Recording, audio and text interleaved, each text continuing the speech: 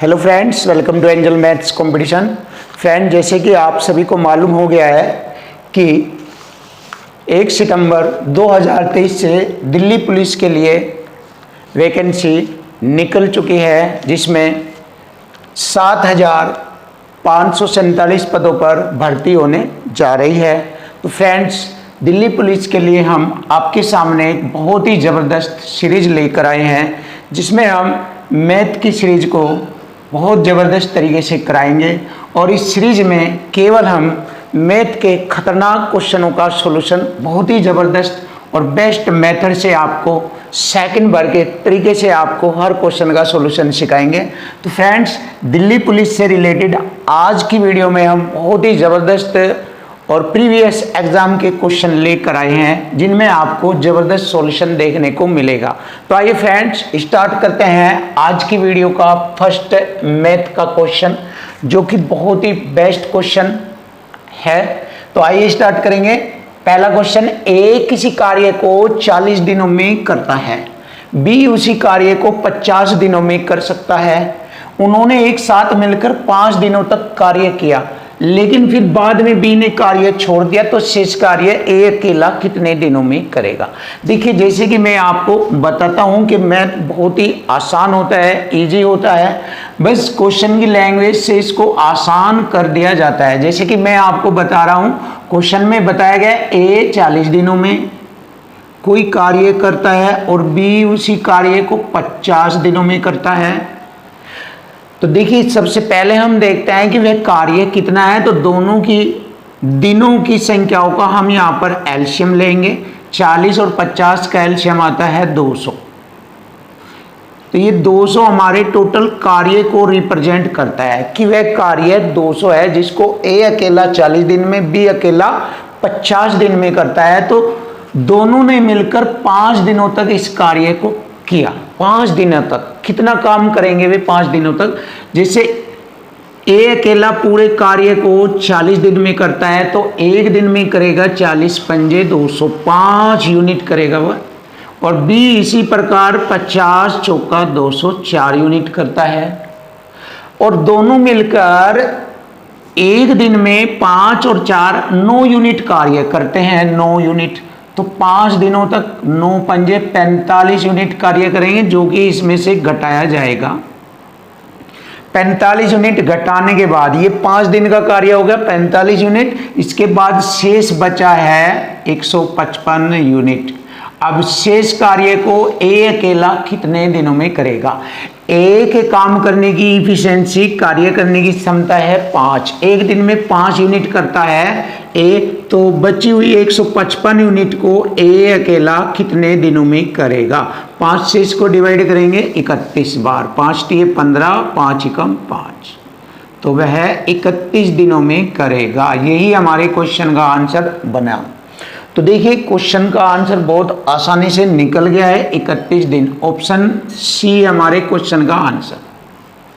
अब देखिए फ्रेंड्स, इसको मैं एक बहुत अच्छे तरीके से और आपको इस क्वेश्चन का सॉल्यूशन दिखाता हूं।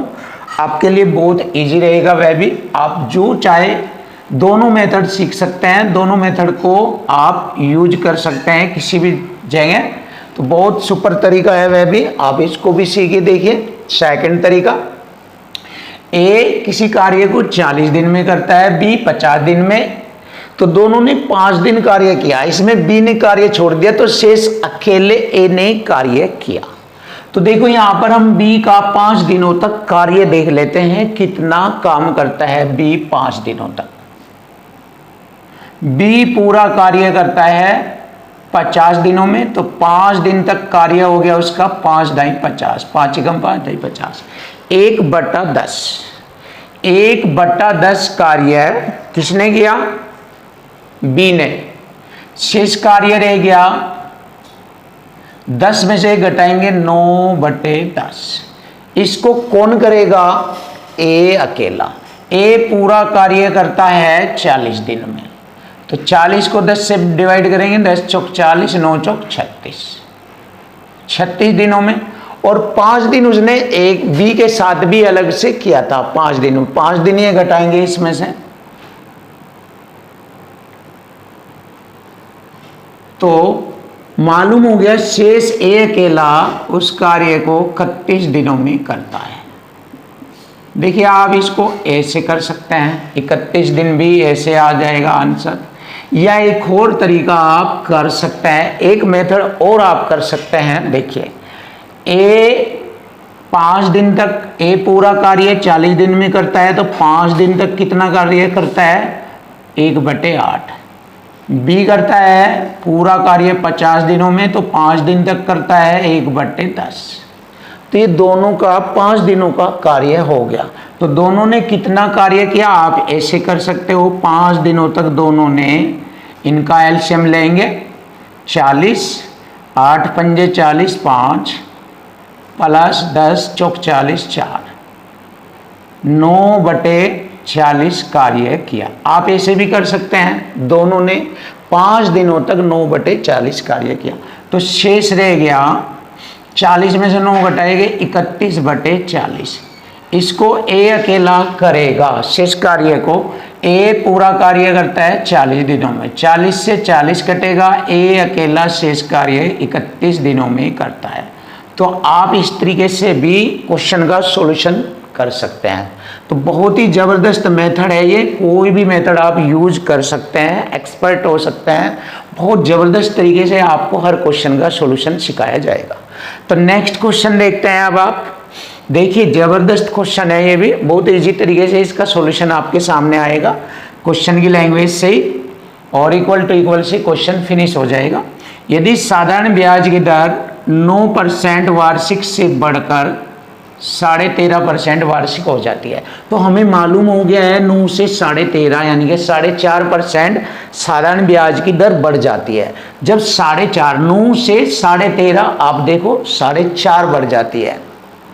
जब ब्याज दर बढ़ जाती है तो उसका ब्याज भी बढ़ जाता है, तो वार्षिक ब्याज 3690 रुपये बढ़ जाता है। देखिए ब्याज दर बढ़ने से ब्याज बढ़ गया 3690 रुपये, तो इक्वल टू इक्वल कॉन्सेप्ट हो गया। एक साइड में परसेंट में ब्याज दर बढ़ रही है 4.5%, 4.5%, या तो आप इसको ऐसे लिख दीजिए 4.5, या फिर आप इसको ऐसे लिख दीजिए 4.5%, या फिर आप इसको ऐसे लिख दीजिए 9/2, 4.5% ही होता है।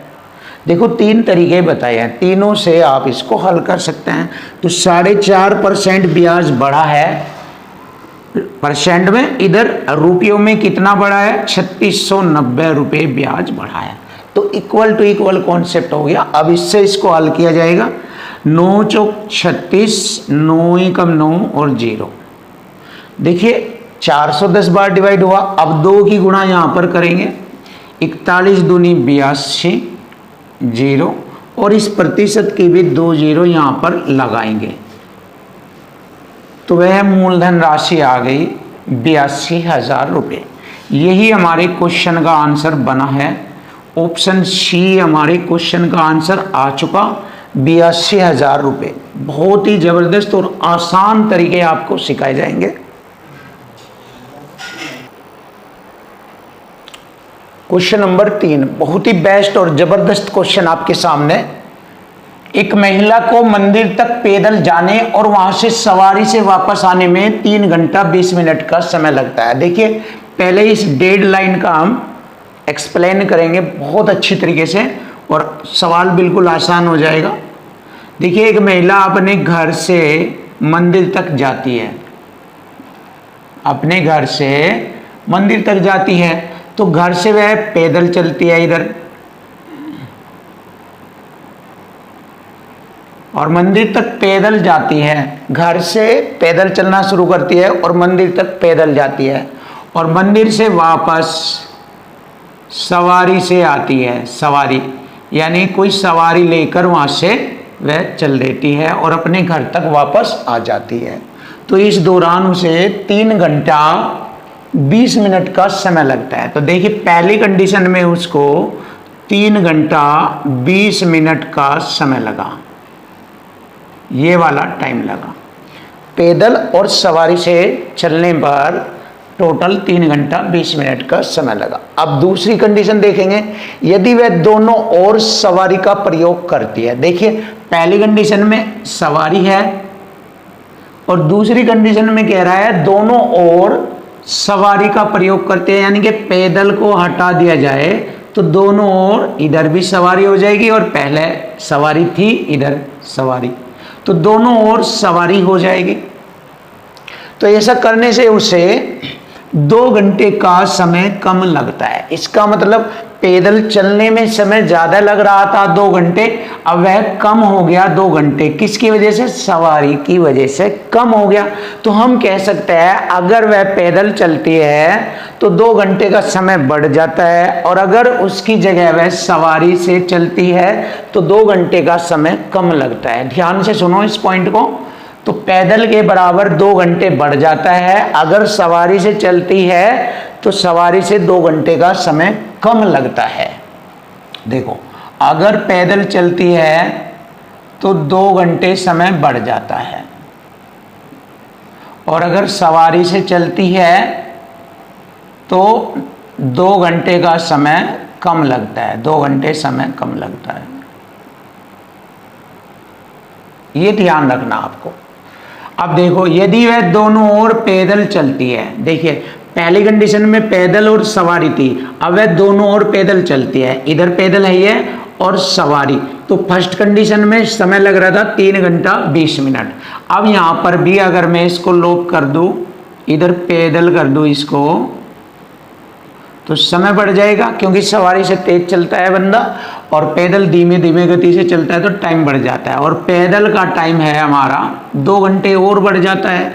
देखिए पहली कंडीशन में पैदल और सवारी से समय 3 घंटे 20 मिनट का था, अब दोनों ओर पैदल, इधर पैदल और इधर पैदल चलते हैं तो 2 घंटे बढ़ जाता है। तो 3 घंटे 20 मिनट में अगर मैं 2 घंटे जोड़ दूं तो टोटल टाइम लगता है 5 घंटा 20 मिनट।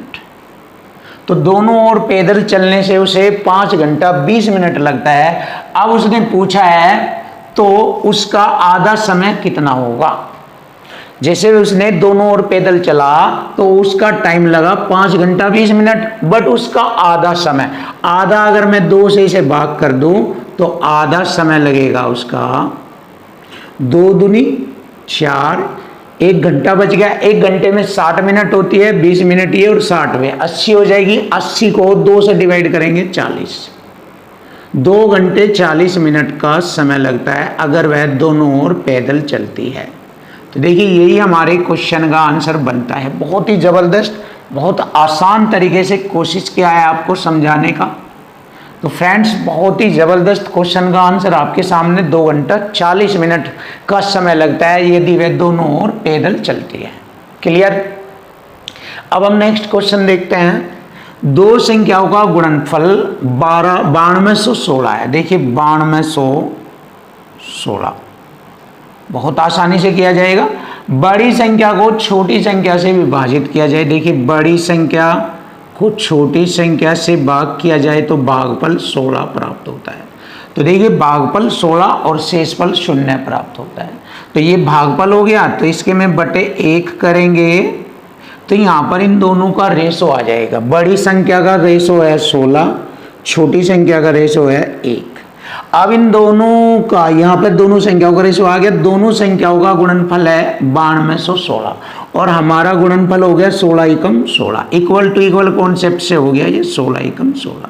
अब मैं जैसे ही 16 से इसको भाग करूंगा तो भाग करने के बाद इसका वर्गमूल निकाला जाएगा, क्योंकि 2 संख्याओं का गुणनफल करने से जैसे a गुणा a का गुणा करेंगे तो a स्क्वायर हो जाएगा, स्क्वायर हटाएंगे तो दूसरी साइड में वर्गमूल बन जाता है। इसीलिए मैं कहता हूं 2 संख्याओं के गुणनफल को जब 2 संख्याओं के अनुपातिक गुणनफल से भाग करते हैं तो वहां पर हम वर्गमूल निकालते हैं।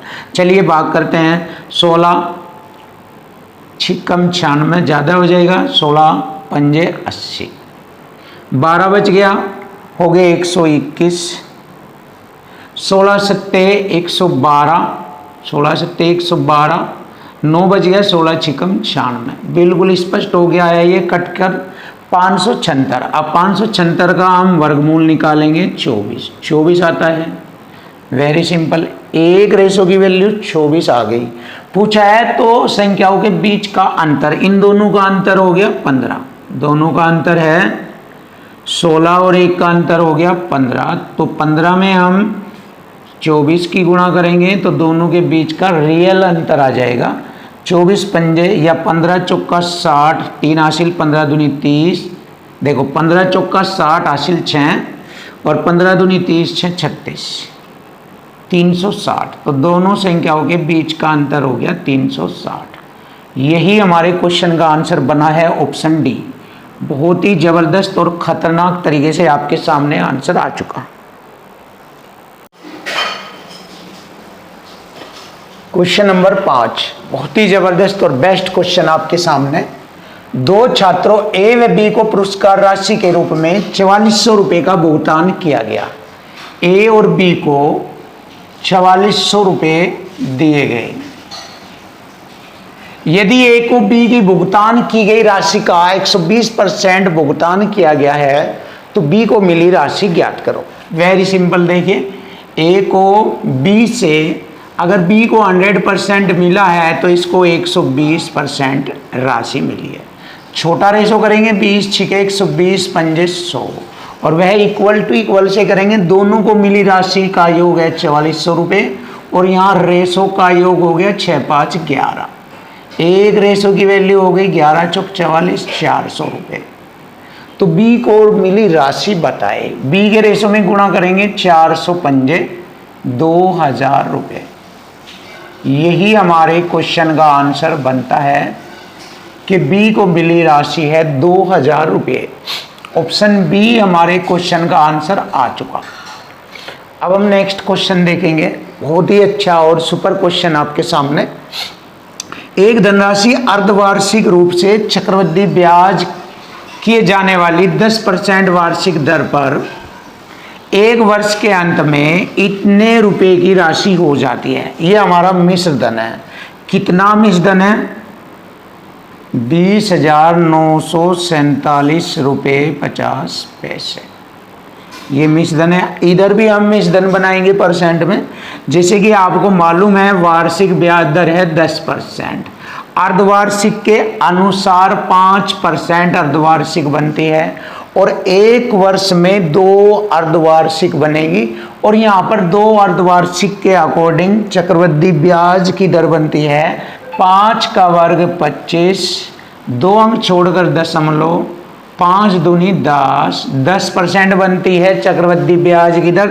लेकिन यहाँ पर अमाउंट बना है मिश्र धन तो 100 में जोड़कर इधर भी लिखेंगे 110.25% हमारी मिश्र धन ब्याज दर बनती है। तो अब हम इसको 110.25% मिश्र धन के रूप में लिखेंगे और यहाँ से हमारा इक्वल टू इक्वल हो जाएगा। जैसे ही मैं इसको इससे डिवाइड करूँगा तो मूलधन राशि आ जाएगी। लेकिन उसने हमसे मूलधन राशि नहीं पूछी है। उसने पूछा है उस मूलधन राशि पर पहले की 3 गुणी ब्याज दर पर। पहले की ब्याज दर है 10%, इसका 3 गुणा हो जाएगा 30% पर 4 से ही 2/5 वर्ष में 5 चौक 20 2 22/5 समय है 22/5 वर्ष में प्राप्त होने वाला साधारण ब्याज बताए। ऐसा ही साधारण ब्याज। अब देखिए इसको हम इक्वल टू इक्वल कॉन्सेप्ट से तैयार कर चुके हैं। अब यहाँ से इसको हल करेंगे। देखिए प्रतिशत से प्रतिशत हटाया, 2 दशमलव से मैंने 2 दशमलव हटाया। अब इसको सिंपल सी लैंग्वेज में काटेंगे। पहले इसको छोटा कर दीजिए 5 अंक 30। अब इसको 25 से डिवाइड करेंगे, इन दोनों को छोटा करेंगे। देखिए 25 चौका 100, 10 बचा हो गए 102, 25 चौका 100, 2 बचा 25 ही कम 25, 441 बार। अब 25 से काटेंगे, 25 8 200, 9 बचा हो गए 94, यहाँ तक 94 हो गए। 25 3 75। देखिए 94 से 75 घटाएंगे, 14 में 5 गए 9, 1 उतारेंगे यहाँ पर 7, फिर चलाएंगे 25 सट्टे 175। दो दो 5 उतारेंगे, 25 नंबर 225, ये 0 कट गया ये। तो 83,790 बार कटा है। अब इसको और छोटा करेंगे क्योंकि यहाँ पर दी गई कंडीशन बड़ी है। अब इसको छोटा करेंगे, देखते हैं 21 से काटेंगे इसको। 21 से ये 441 21 बार कटेगा और 21 से इसे काटेंगे 21 तिये 63, 20 बचा हो गए 207, 21 नंबर 189, 18 बचेंगे फिर 189, 21 नंबर 189 कट गया। फिर इसको 21 से डिवाइड करेंगे, 21 ही का हम 21, 18 बच गया, 21 नंबर 189 0 कटिंग हो गई। अब यहाँ पर 190 की गुणा करेंगे 22 छिके 132 में। गुणा करने के बाद इसको देखते हैं कितना इसका आंसर आएगा 0। 19 दूनी 38, 3 हासिल 19 ते 57, 3 60 हासिल 6, 19 कम 19 6 25, 25,080 रुपये। तो यही हमारे क्वेश्चन का आंसर बनता है ऑप्शन सी, 25,080 रुपये हमारे क्वेश्चन का आंसर। क्वेश्चन नंबर 7, बहुत ही जबरदस्त क्वेश्चन आपके सामने।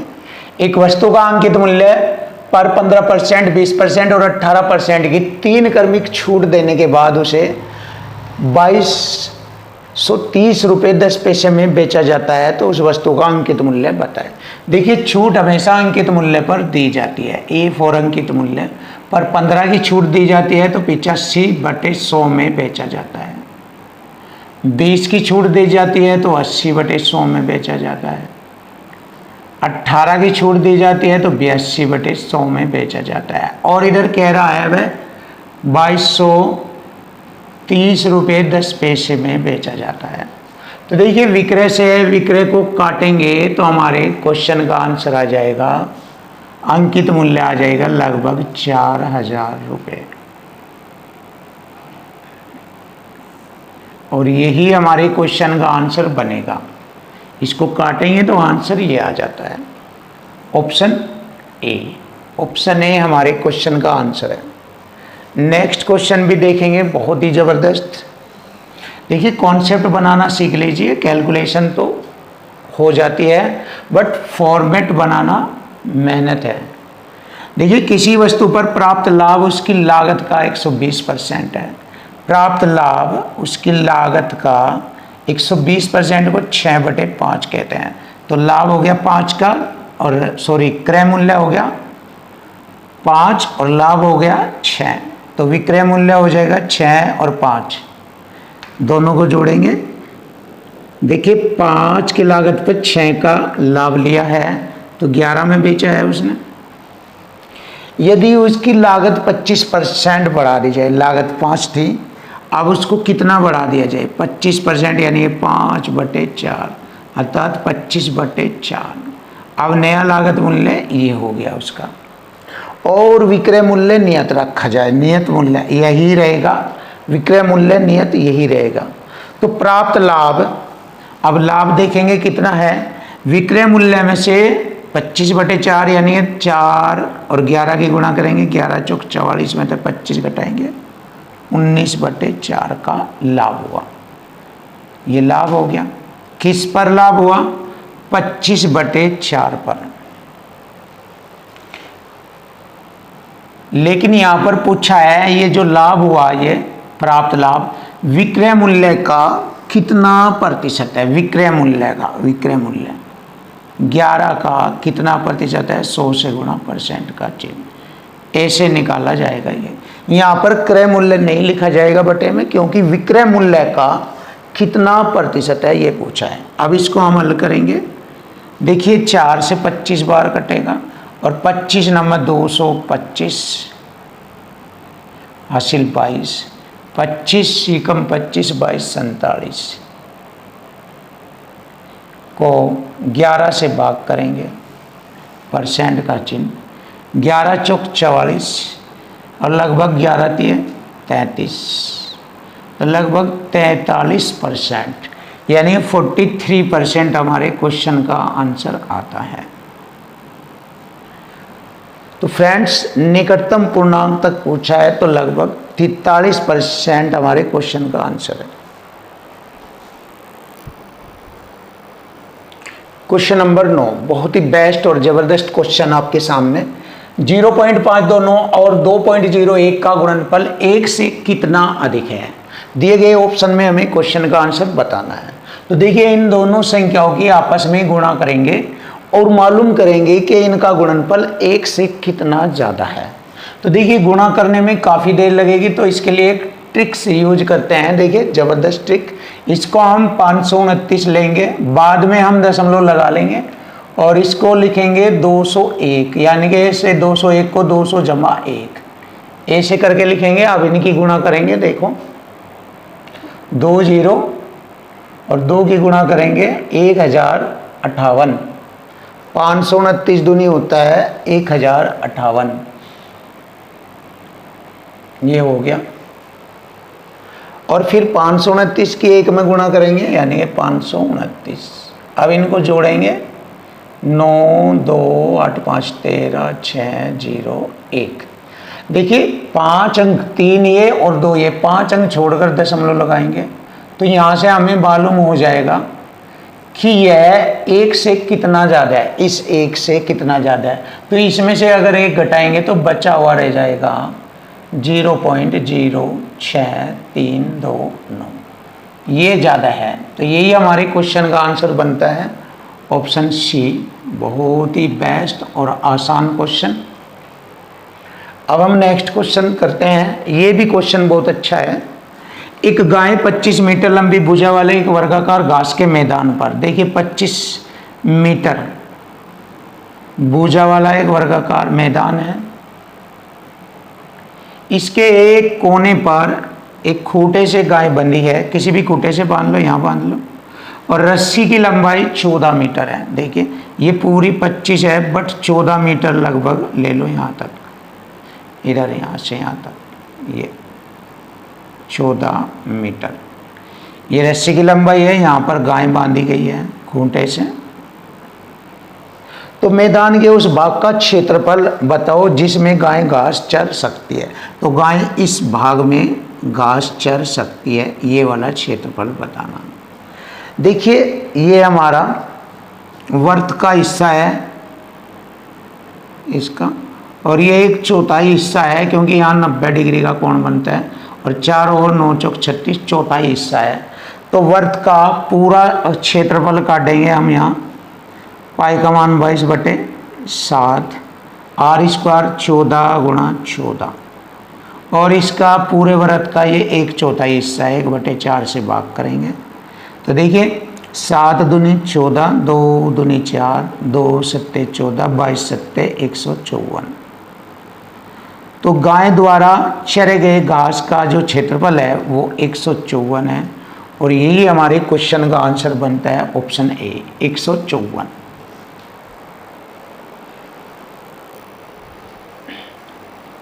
क्वेश्चन नंबर 11 बहुत ही जबरदस्त और बेस्ट क्वेश्चन आपके सामने। 5 मित्रों का औसत मासिक वेतन 62,000 रुपये है। 5 मित्रों में से एक सुरेंद्र की पदोन्नति हो जाती है और उसके वेतन में वृद्धि हो जाती है। तो उनके वेतनों का नया औसत 64,250 रुपये हो जाता है। तो बताओ सुरेंद्र के मासिक वेतन में कितने रुपए की वृद्धि हुई, ये हमें बताना है। सिंपल सा। देखिए, 5 मित्रों का औसत है 62,000 रुपये, और जब उनमें से एक मित्र की वृद्धि हो जाती है उसके वेतन में, तो अब उनका नया औसत वेतन हो जाता है 64,250 रुपये। यानी यहाँ पर कितना औसत वृद्धि हुई है? 64,250 में से 62,000 घटाएंगे तो 2,250 रुपये की वृद्धि हो जाती है। देखिए, 64,250 में से 62,000 घटाएंगे तो 2,250 रुपये की वृद्धि होती है। तो यहाँ पर उसके वेतन में वृद्धि पूछा है,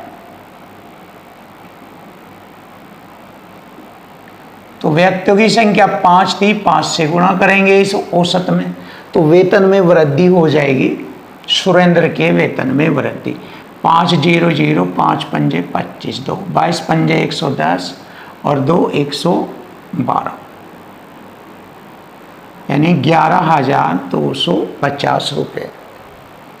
ऑप्शन सी हमारे क्वेश्चन का आंसर बनता है 11,250 रुपये। देखिए बहुत आसान।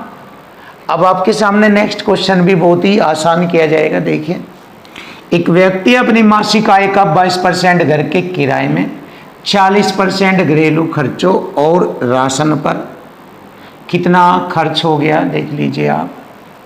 22% बताया है इसने, तो 22 और 40 कितना, 62। 22 और 40 हो गया 62, शेष रह गया हमारा 38। 38 का 50% बचता है 19%, तो यहां पर हम 19% लिखेंगे। यहां पर बचत हो गई है और इधर हमारी 3800 रुपये की बचत हुई है।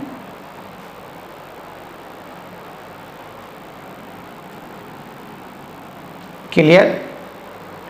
3800 रुपये की बचत हुई है।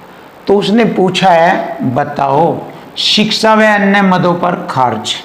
तो शिक्षा व अन्य मदों पर खर्च कितना हुआ है, 19% खर्च हुआ है, क्योंकि यहाँ पर हमारा 38 रह गया था। 38 का 50% बच्चों की शिक्षा और अन्य मदों पर, यानी 38 का 50% 19% बैठता है शिक्षा और अन्य मदों पर खर्च। 19% से मैंने 19% को काटा तो 3800 रुपये हमारे क्वेश्चन का आंसर आता है। तो बहुत ही आसानी से मैंने क्वेश्चन का सॉल्यूशन किया है। ऑप्शन सी हमारे क्वेश्चन का आंसर।